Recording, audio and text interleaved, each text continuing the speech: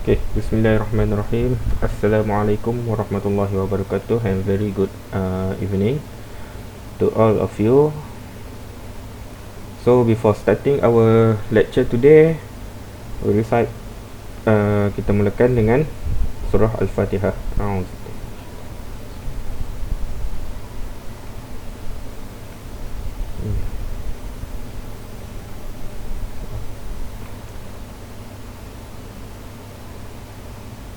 Okay, so for today I would like to continue our lecture, which is still mechanical properties, but it will cover fatigue and grip.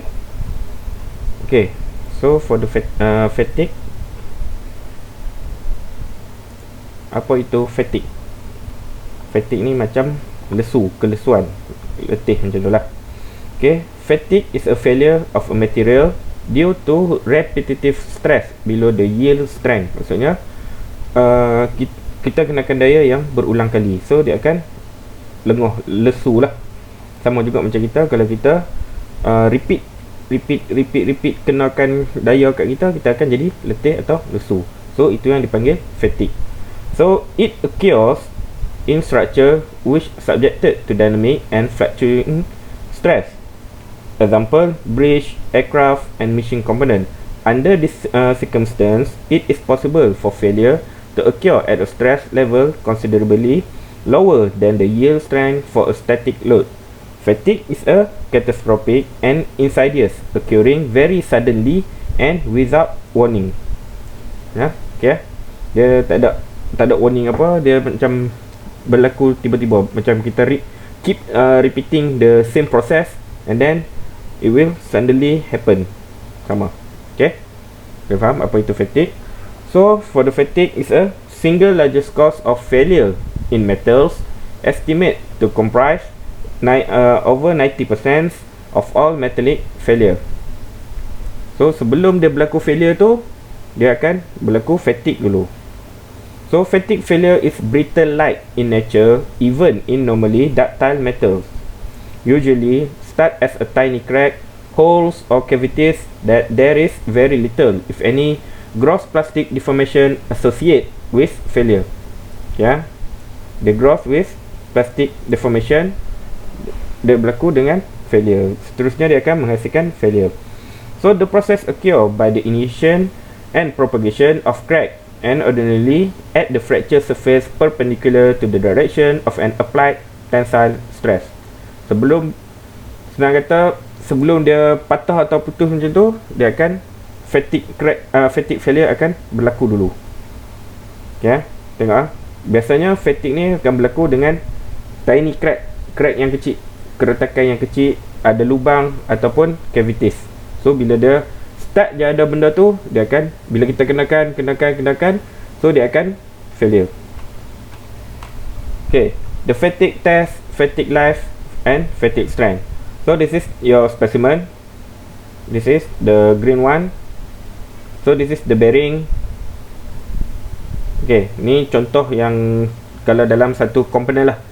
Kalau dalam contoh macam dalam tensile, testing tensile yang kamu buat tu, boleh juga nampak ini kamu punya clamping. Ini sampel kamu. So dia kenakan compression on top, maksudnya daya dikenakan dekat atas, tension dekat bottom. Yalah, bila kamu kompres ke atas, tension mestilah dari bawah. Ya, rotating bending test. Ya, dia keep rotating, dia rotate macam lebih kurang macam torsion punya test. Torsion, macam kalau torsion kamu pulas macam tu. Okay, then rotating bending test is the compression and tensile stress are imposed on the specimen as it is simultaneously bend and rotate. Dia kenakan bend dan juga dia bengkok dan sambil dia berpusing. So alternating uniaxial tension compression stress test. Ni salah satu contoh.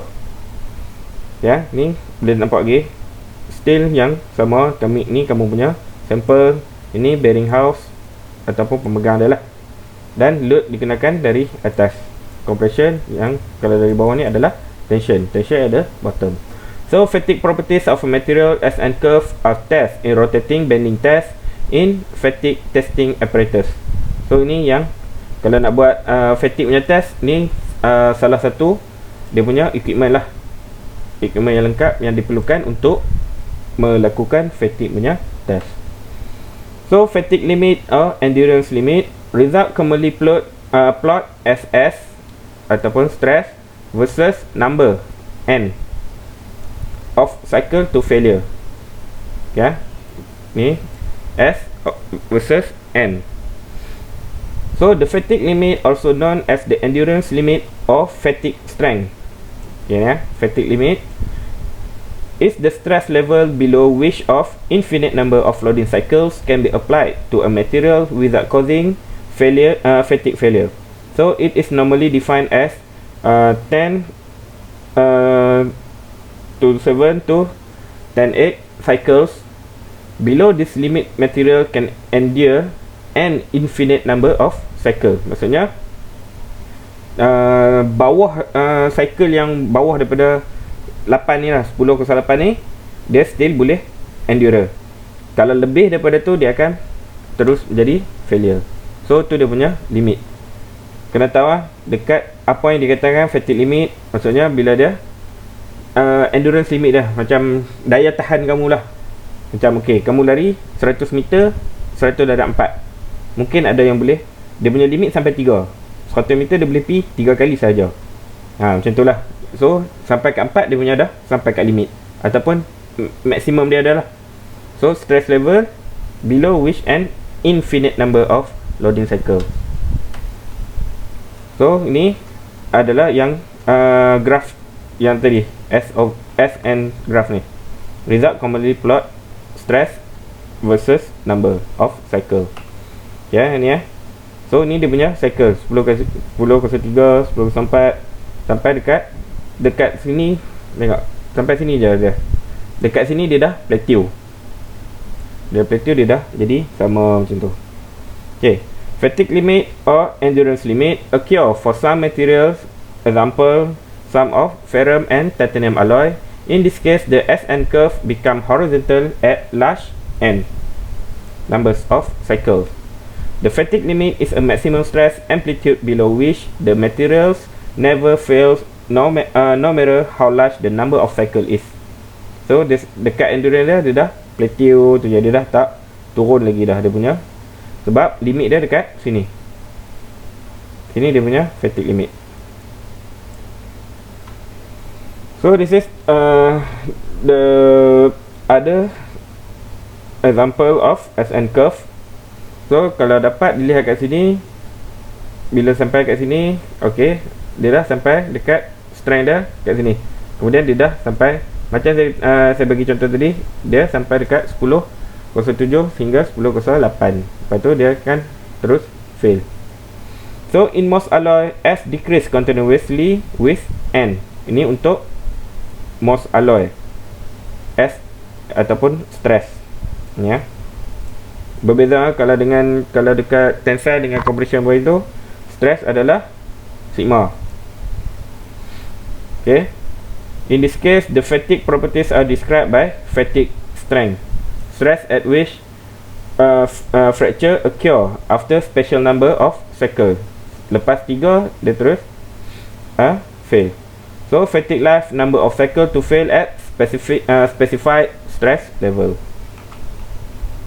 So this is the microstructure of the sample when the fatigue if occur or happen. First, crack nucleation. Okay, apa yang dipanggil crack nucleation, kalau tengok kat sini boleh nampak kat sini. Okay, dia dah start berlaku crack kat sini. Ya. Okay.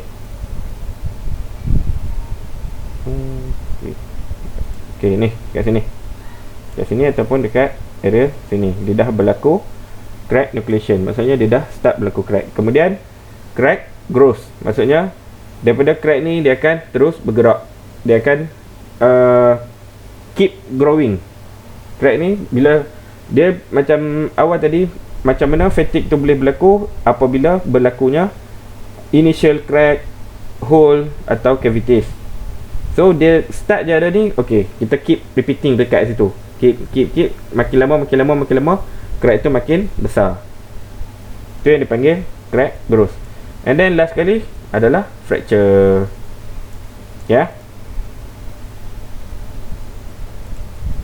Okay, ini crack growth, makin lama semakin besar. Okay, contoh paling simple kamu tengok, kalau pernah tak kaca kereta dia start crack sikit lah. Ya, ni contoh kamu punya windshield kereta, dia start crack kat sini lah. Tapi kamu tak buat apa, macam tak ada pun kena batu seterusnya apa semua. Tapi makin lama makin tahun dia makin panjang. Dia makin panjang. Itu yang dipanggil crack growth. Okay, ini contoh sampel yang dah fracture.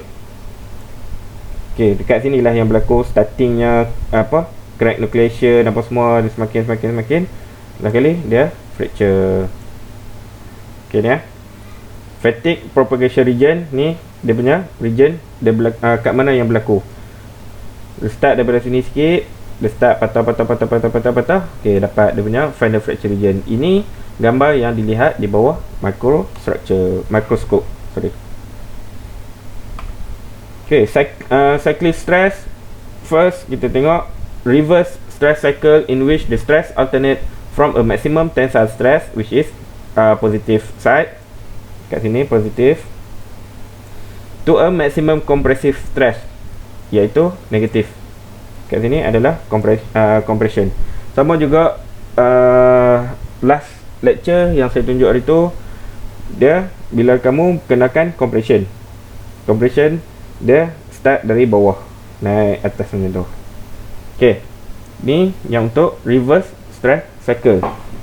Okay, and then untuk sample B, ini repeated stress cycle in which maximum and minimum stress are asymmetrical relative to the zero stress level.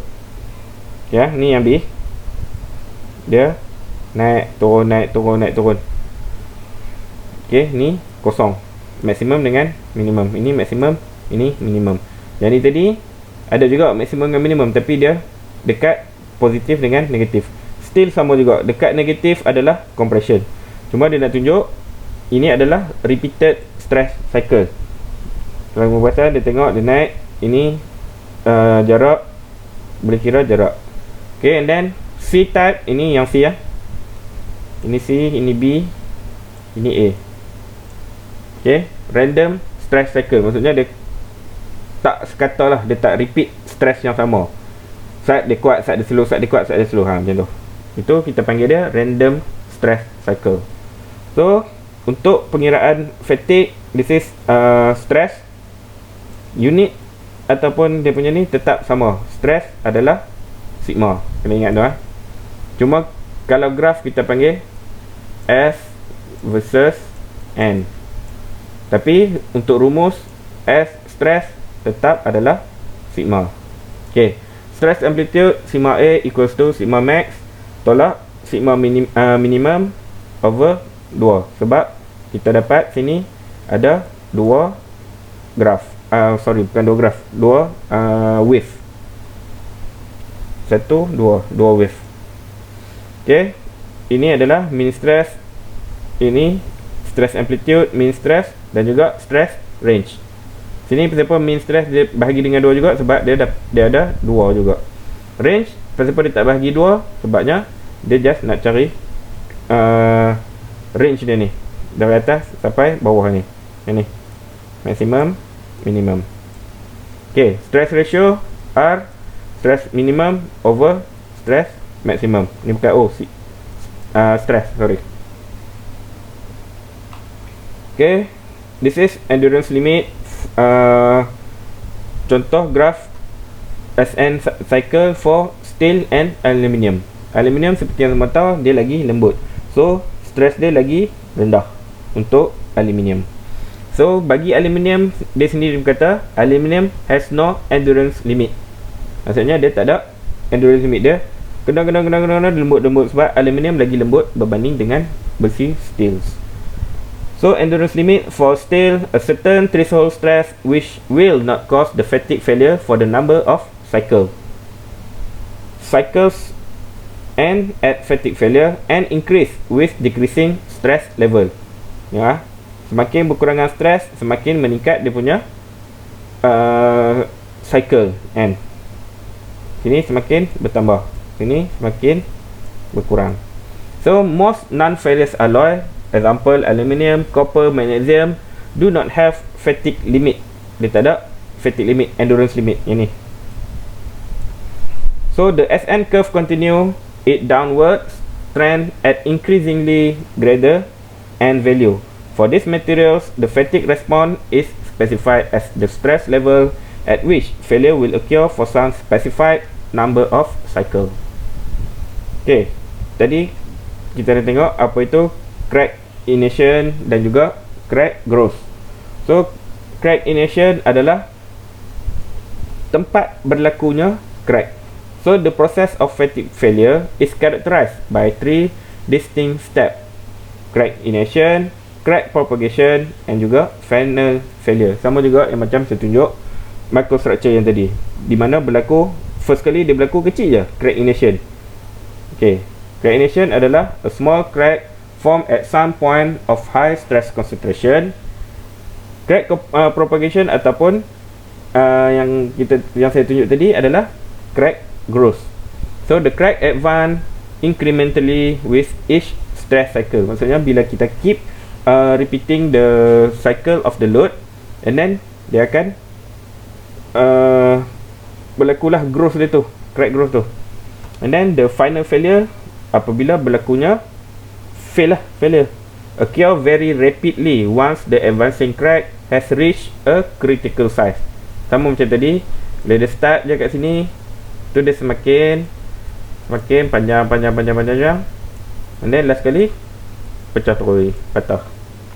Itu yang panggil final failure. Okay, so this is the crack propagation rate, high cycle fatigue.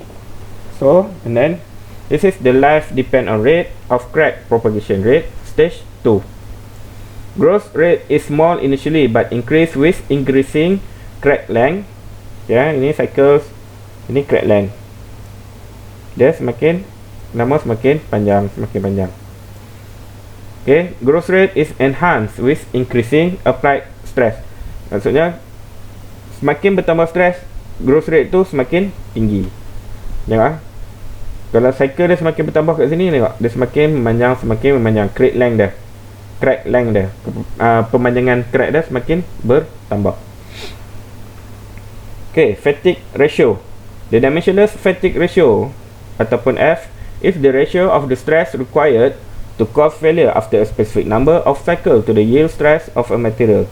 Fatigue tests are generally run through 10, 7 or 10, 8 cycles.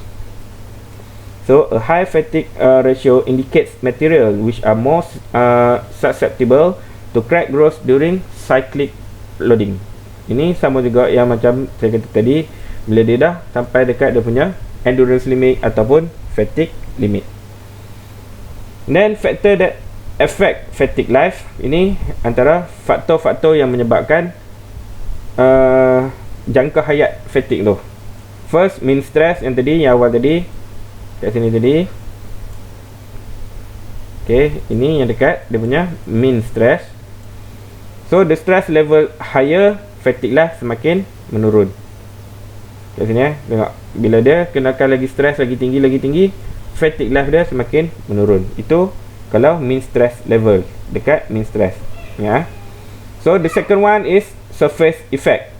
Surface effect, fatigue life is especially sensitive to the condition and configuration of the component surface. Ini surface effect. Bila fatigue life terlalu sensitif, sama juga macam bila dia ada je crack apa semua tu, dia akan start growth. So fatigue life is especially sensitive to the condition and configuration of the component surface. And then third one is surface treatment, imposing residual compressive stress within a thin outer surface layer.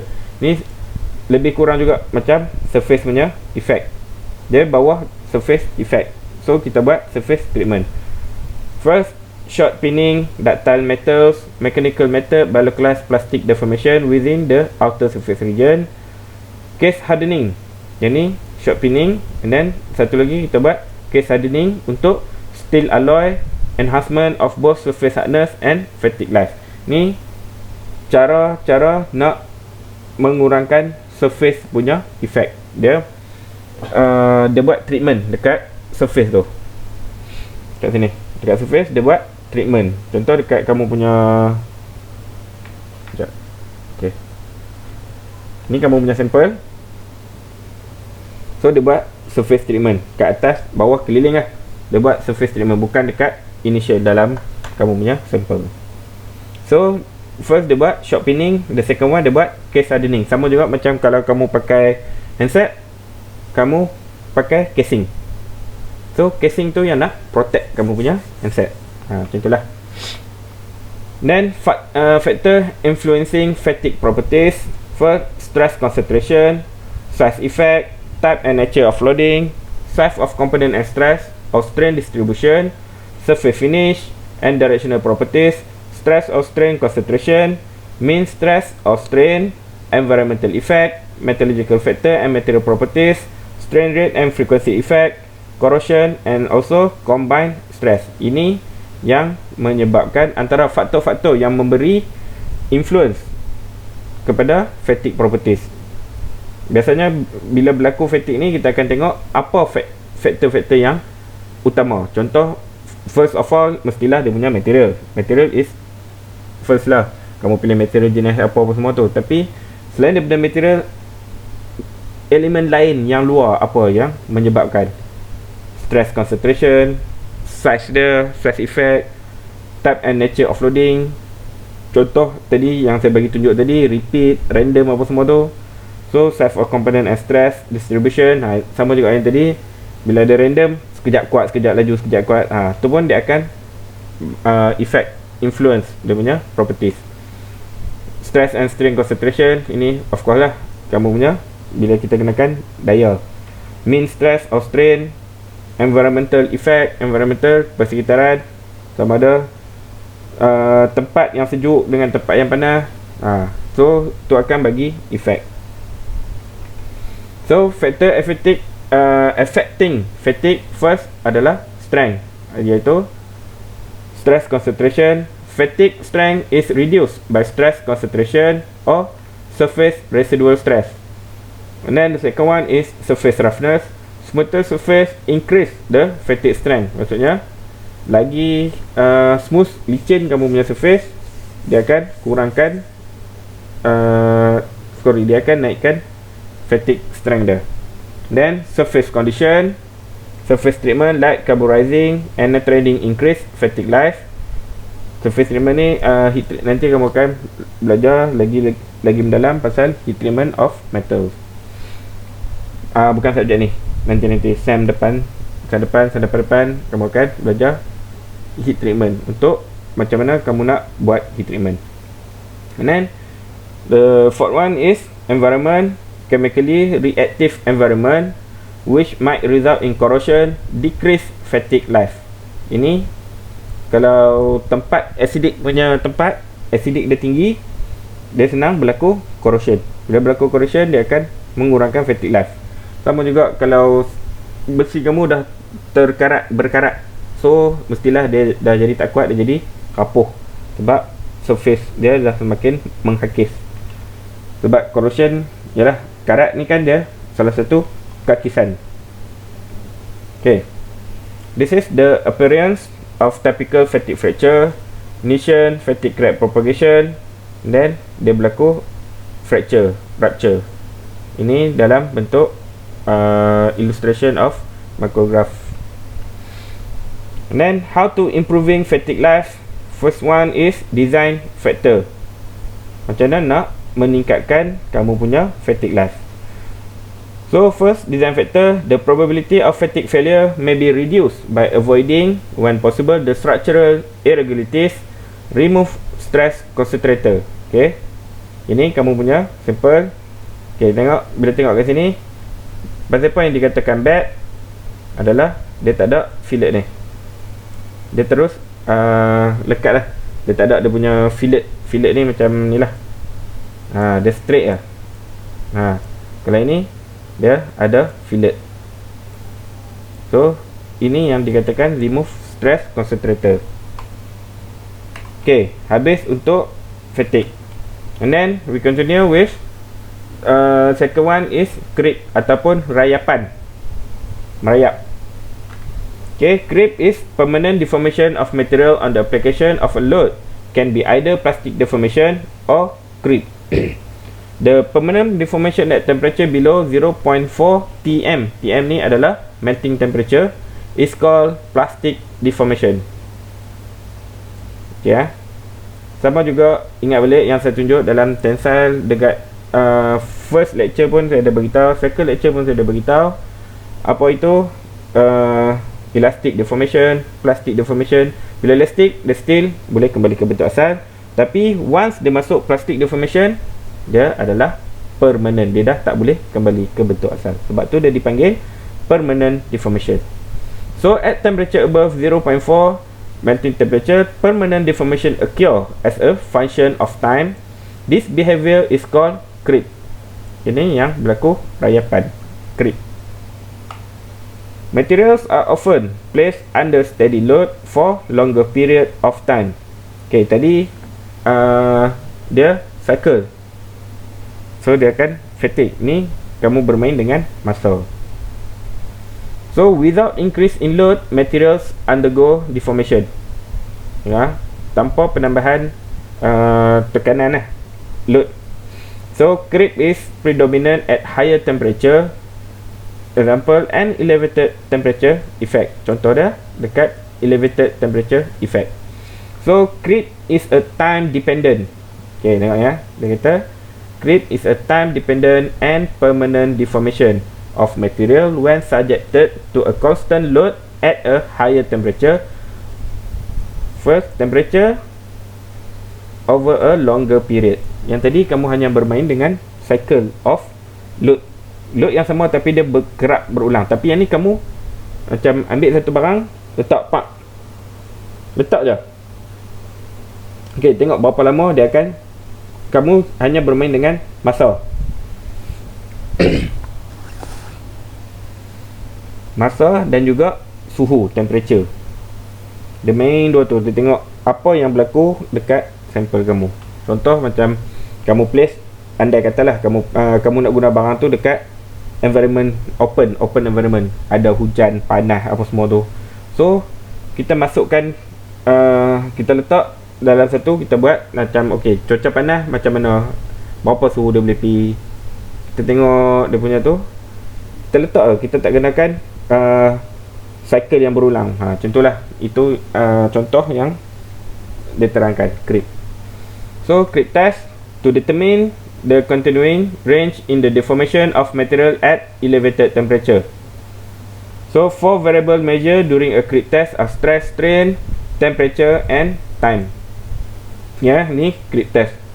Dia macam saya kata tadi, load dia adalah constant. Apa yang bermain adalah temperature dan juga time. Dia naikkan suhu, dia turunkan, dia naik, dia turun. Okey, tapi time sepanjang, contoh kita nak buat test selama 24 jam. So in between 24 hours dia bandingkan dengan suhu. Contohlah dia letak dalam furnace. Okay, creep curve show the relationship between creep strain versus time at a particular temperature. Ini dia main dengan masa. So strain over time. Okay, dia punya apa tempoh pempanjangan strain ni ialah strain sama juga epsilon, dia berlaku displacement. So the strain rate is relatively high but slow with increasing time. Ya, firstly tengok masa awal-awal dia naik sikit je strain dia, pempanjangan dia sikit je, tapi semakin panjang masa dia punya strain semakin tinggi. So the strain rate exponentially increase with stress because of necking phenomena. Fracture always occur at the tertiary stage. Kat sini, dekat stage yang ketiga, primary, secondary dan juga tertiary. Ni dia punya primary. Sikit je. So secondary, bila berlaku part secondary, kamu relate balik dengan plastik, elastik ini, elastik ni, plastik, dan juga ini dia dah ductile dan dia fracture. So untuk secondary, the strain rate eventually reach a minimum and become near constant, known as steady state creep. Dia dah nak plateau, dia macam plateau, faham tak plateau? Dia dah macam nak constant. So bila kenakan lagi strain, bila biar lagi masa panjang lagi, dia akan makin lama, and then dia rupture, dia putus, failure. So instantaneous deformation, mainly elastic, sama juga saya tadi. Primary tension creep slope of strain versus time decrease with time, maksudnya dia bertambah dengan masa. Work hardening, secondary steady stage creep, rate of strain is constant, balance of work hardening and recovery. Ni dekat secondary punya stage. And then last punya stage yang ketiga, rapidly accelerating strain rate up to failure, formation of internal crack, void, grain boundary separation, necking, etc.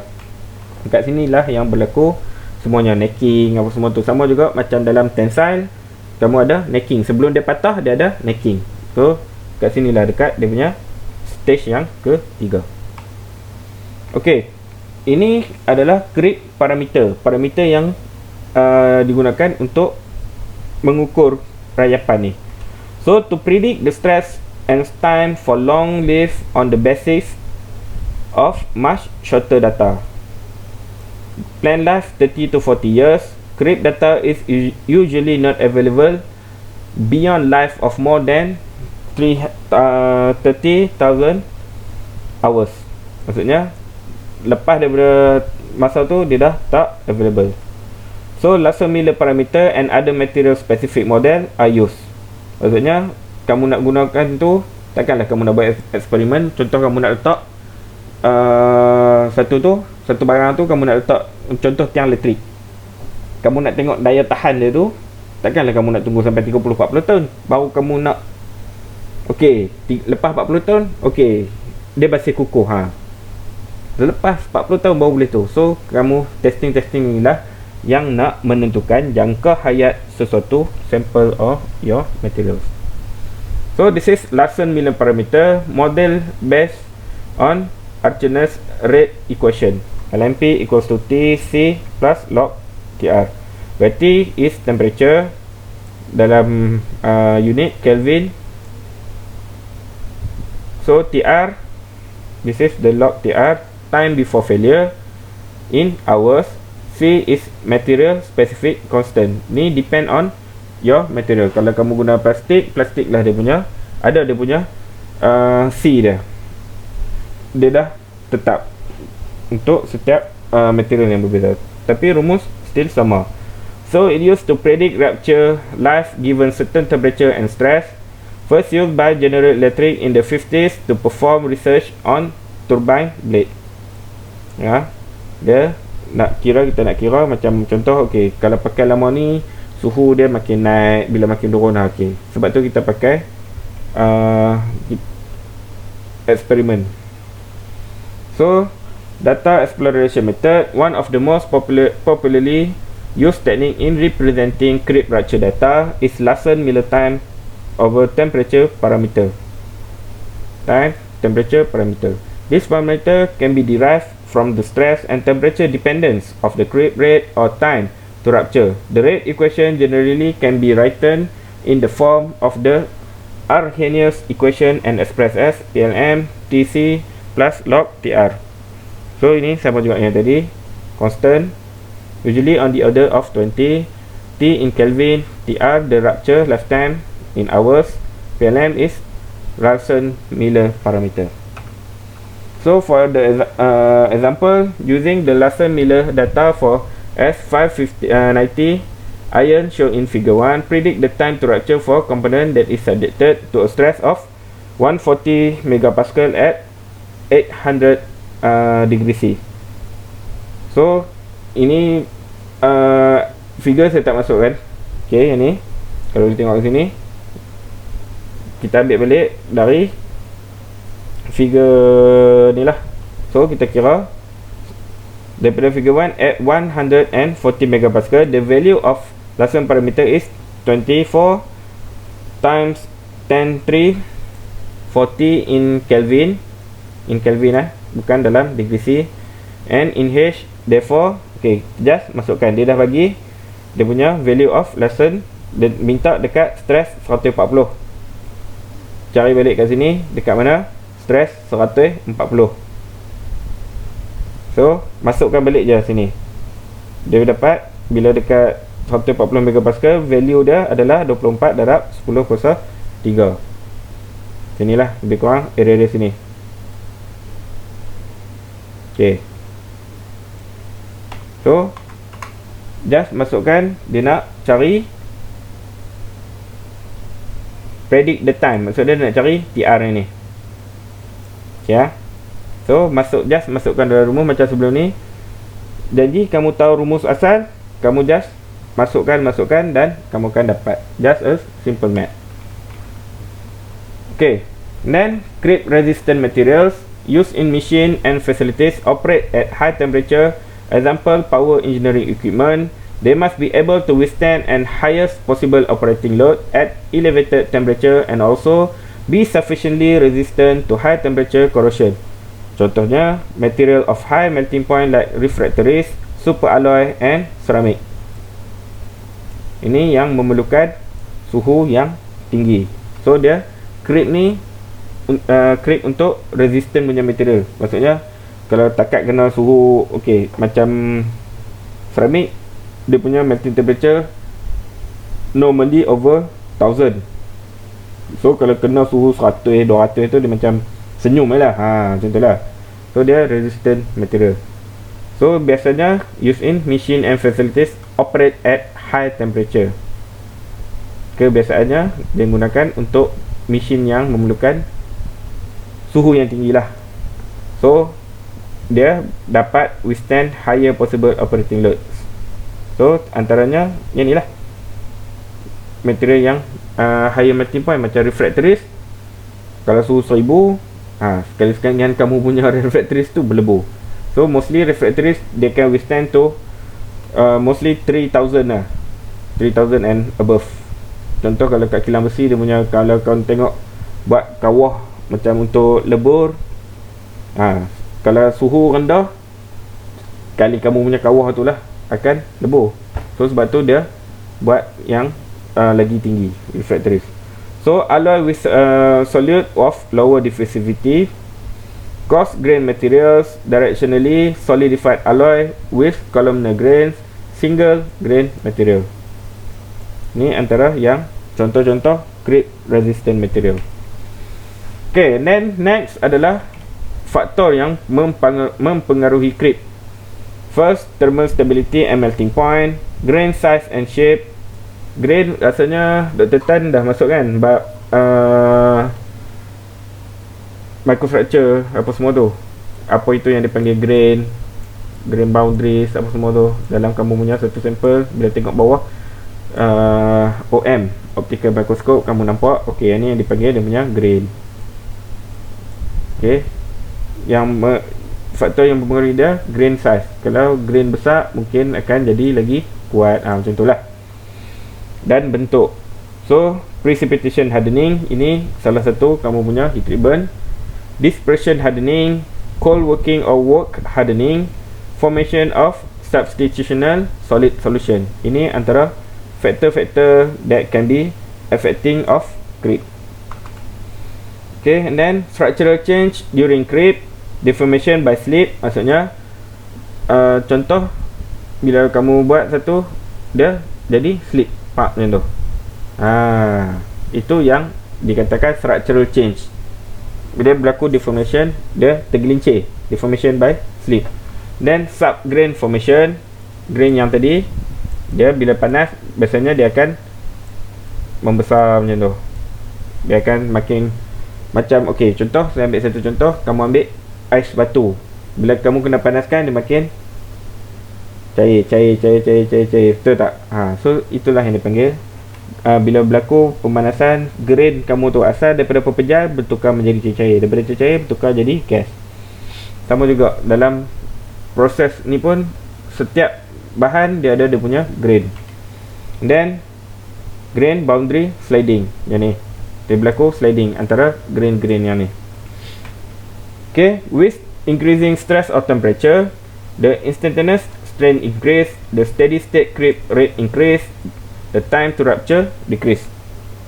Okay, time to rupture dia semakin berkurang bila strain dia semakin meningkat. Kita tengok sama juga yang tadi saya terangkan, bila dia semakin naik, masa semakin bertambah, creep dia semakin meningkat. Tapi yang ni dia temperature above, ni temperature rendah, below 0.4 dia naik, dia plateau je, dia sekata je. Okay, super plasticity, the unusual ability of some metals and alloys to elongate uniformly at elevated temperature, much like hot polymer or glass. Okay, dia tambahkan elemen. Contoh, kamu buat satu besi, kamu tambahkan sikit polimer, hot polymer or glass dalam kamu punya metal. So most superplastic alloy are of eutectic or eutectoid composition. Yang ni kamu akan eutectic akan di cover bila kamu akan masuk semester depan ni. So contoh kebiasaannya, ada juga yang kamu buat, yang setengah research buat konkrit, dia tambah super plasticity dalam konkrit tu. Sebab dia first, dia tak mau bagi terlalu brittle. Okay, bila dia tak terlalu brittle, maksudnya dia kurang brittle, dia akan naikkan dia punya ductility. So dari situ dia cepat, dia boleh tahan dalam jangka masa yang panjang. Dan ada juga dia punya salah satu lagi, bila yang ditambah dalam konkrit, dia akan mempercepatkan lagi proses pengeringan. Okay, superplasticity is defined as a state in which a solid crystalline material is deformed well beyond its typical breaking point, often exceeding 1000% during tension, achieved in some fine grained metal and ceramic. Ya, yang saya kata tadi, ceramic, at almost 0.5 melting temperature. TM is melting temperature. Requirement for superplasticity: fine grain size, typically 1 to 10 micrometer, a fine dispersion of thermally stable particles that add to pin the grain boundaries. Ya, dia nak pin the grain boundaries. So maintain the fine grain structure at the high temperature. The materials must also have a high strain rate sensitivity over 0.5. Maksudnya dia punya sensitivity of strain dia. Ni untuk ni material yang dipanggil superplasticity ni lah, which prevents localized deformation at a reduced cross section necking. Maksudnya kalau ada satu bahan tambah ni, dia akan mengurangkan kamu punya slip deformation apa semua tu tadi. So at the microscopic scale, a plastically deformed materials experience uniform deformation rather than localized necking preceding fracture. Okay, and then the condition of superplasticity ni tadi, the material must possess very fine grain size, it must be highly strain rate sensitive at high loading temperature greater than 50% of the melting temperature of the metal. A low control strain rate present of second phase is also preferred. Okay, and then the application of superplasticity ni is widely used in metal forming process like thermoforming, blow forming, vacuum forming, deep drawing, etc. for the production of large complex shape product. Sebab apa? Sebab bila kamu tambah, dia akan macam sini tadi, dia akan mengurangkan dekat sini. Bila dia akan mengurangkan the pit grain boundaries tu, dia akan mengelakkan daripada berlaku slip ataupun ni tadi. Sekejap ya. Okey, ini dekat sini tadi. Dia akan mengurangkan masalah-masalah ni lah. Okay, and then the second application is deep or complex shape can be made as one piece, single operation pressing rather than multi-step conventional pressing or multi-piece assemblies. Then the third one is the elevated temperature required to promote superplasticity also reduce the flow stress of material and thereby the force requirement. Okay, ni antara sebab apa orang tambah superplasticity dalam sample ataupun materials. Okay, that's all for today. So I hope you understand. So if you have any other question regarding this topic, creep and fatigue, so don't hesitate to ask in the group or directly message personal me regarding this topic. You can ask.